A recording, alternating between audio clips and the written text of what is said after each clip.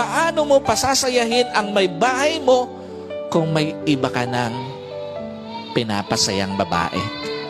Kasi nga ito ang reality sa isang hindi tapat na pagmamahal. Tandaan niyo pong mabuti, iilan lang yung kagaya namin na, gaya ng sinabi ni Glenn, my first will be my last. Ilan lang yon, ilan lang kami. Na yung una sa amin, yun na yung huli. Ito, tandaan nyo mabuti ha. Ito yung reality sa isang hindi tapat na pagmamahal. Pag may pasasayahin ka, tiyak, may paluluhain ka. Pag may sasamahan ka, tiyak may iiwang ka. At pag may aalalahanin ka, tiyak may kakalimutan ka. In short, pag napasaya mo yung babae mo, tiyak mapapalungkot mo yung asawa mo. Pag sinamahan mo yung babae mo, tiyak iiwan mo yung asawa mo.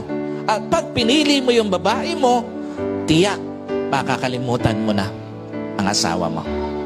Ikalawa, paano mo pasasayahin ang anak mo kung may iba ka ng pinasasayang anak?